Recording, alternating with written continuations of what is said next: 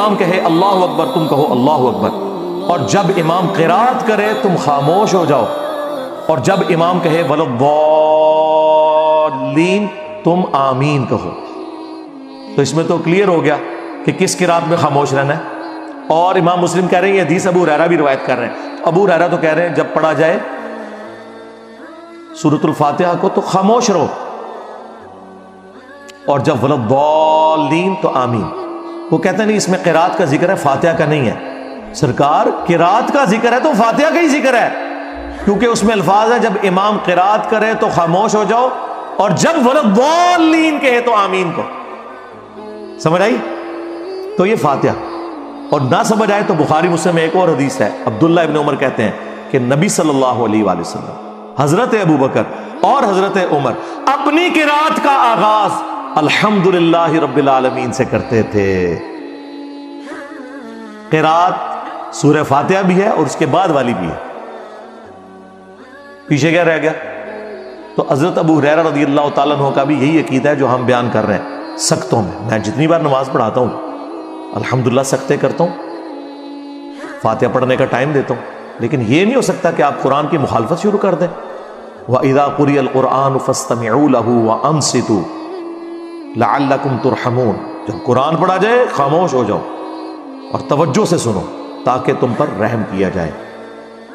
اب وہ اس چکر میں پڑ جاتے ہیں۔ اہل حدیث میں حیرانگی ہوتی ہے، اہل حدیث کہتے ہیں یہ تو مکی آیت ہے، یہ مدنی کا، وہی والی بات جو بریلوی کہتے ہیں ایسے بتاں دے بارے چاہے تسی بزرگوں تے کیوں لاتی۔ اللہ کے بندو اللہ سے ڈر جاؤ۔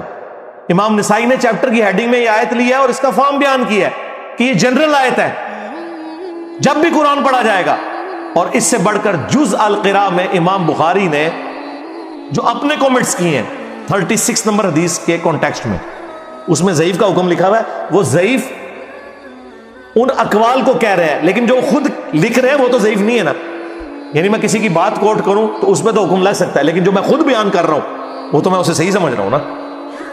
تو امام بخاری خود لکھ رہے ہیں جز القراء میں، امام بخاری فرماتے ہیں کہ اللہ نے قرآن میں واضح فرمایا وَإِذَا قُرِئَ الْقُرْآنُ فَاسْتَمِعُوا لَهُ، جب قرآن پڑھا جائے تو خاموش ہو جاؤ اور اسے سنا کرو تاکہ تم پر رحم کیا جائے۔ اور حدیث کہہ رہی ہے بخاری مسلم کی لا صلاۃ لمن لم یقرأ بفاتحۃ الکتاب، کہ جو سورہ فاتحہ نہیں پڑھتا اس کی نماز درست نہیں۔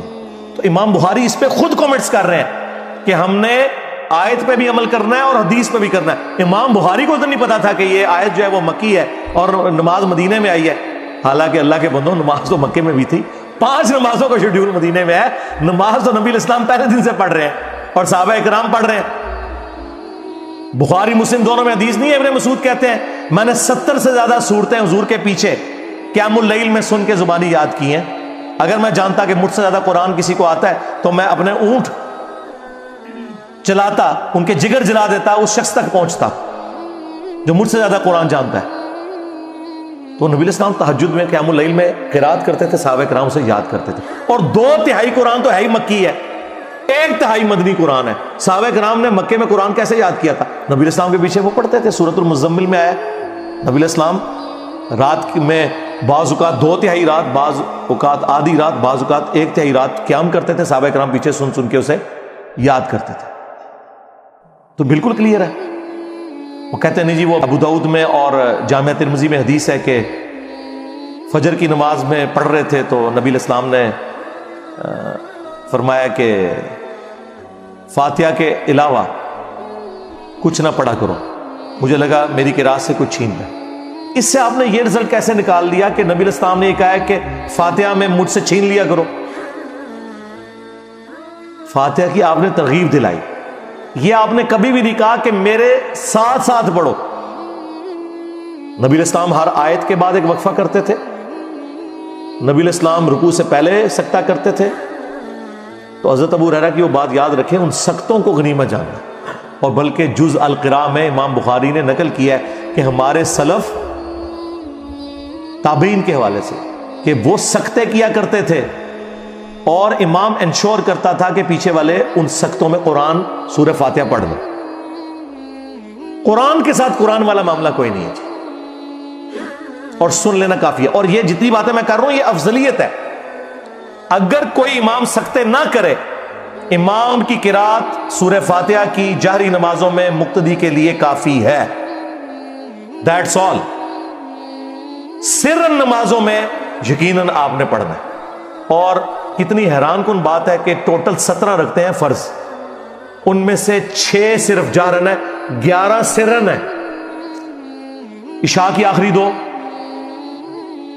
سرن، زور کی 4 سرن، عصر کی 4 سرن، اور مغرب کی آخری 1 سرن. زیادہ نماز تو ہے ہی سرن ہے.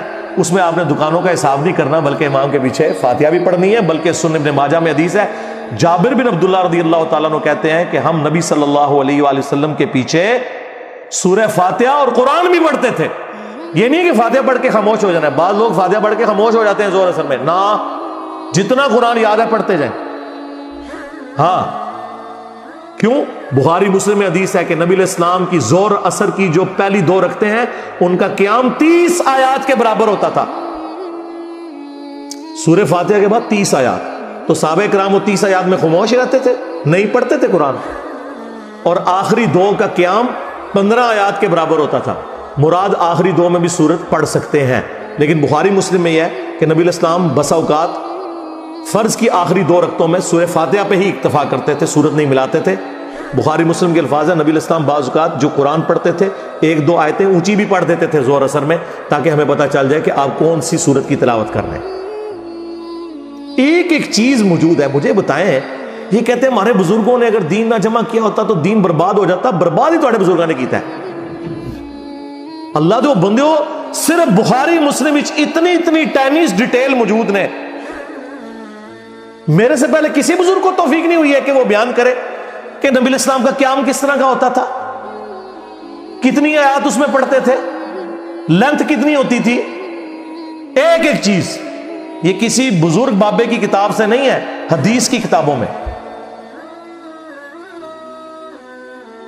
ہاں، باقی جو جہرن ہے اس میں آپ سنیں، آپ کا سننا پڑھنے کے ایکویلنٹ ہے.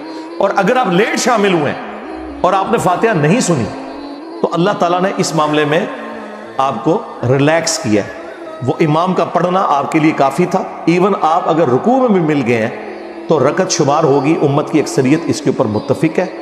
اور یہ جو میں آپ کو عقیدہ بتا رہا ہوں جہرن والا، اس میں اگر تھوڑا سا کوئی تفرد بنتا ہے نا تو وہ امام بخاری کا ہے، ورنہ باقی سارے سنی اور شیعہ دونوں متفق ہیں. شیعہ کے نزدیک بھی جہرن نمازوں میں آپ نے سن لیا تو کافی ہے، پڑھنے کی ضرورت نہیں ہے. اور اہل سنت میں بھی 4 امام قائل ہیں، امام حنیفہ، امام شافعی، امام احمد بن حنبل، امام مالک جو بڑے امام ہیں، کہ رکوع میں رکعت مل جاتی ہے. علماء عرب سارے قائل ہیں. یہاں پہ اہل حدیث کی اکثریت قائل نہیں ہے، لیکن اہل حدیث میں بھی لوگ قائل ہیں. رہ گیا جہری نمازوں میں سن لینا کافی ہے. اس کے اوپر آلموسٹ اگر میں دعویٰ کروں نا کہ اجماع ہے، کیونکہ عبداللہ ابن مبارک کے بارے میں جامعہ ترمذی میں آتا ہے کہ وہ امام کے پیچھے فاتحہ پڑھتے تھے، اور ان سے پوچھا گیا کہ اگر کوئی فاتحہ نہ پڑھے تو وہ کہتے ہیں میں کبھی نہیں کہتا کہ اس کی نماز نہیں ہوتی. امام کا پڑھ لینا بھی کافی ہے، لیکن میں ساتھ پڑھتا بھی ہوں. یہ تو کبھی مسئلہ نہیں آیا تھا کہ جہرن میں بھی آپ نے دب کے رکھنا ہے. ہاں، اس ایکسٹریم پہ تھا امام حنیفہ کے نزدیک، نہ سرن میں پڑھنا نہ جہرن میں، لیکن یہ غلو پہ مبنی ہے. امام مالک کا موقف پرفیکٹ ہے.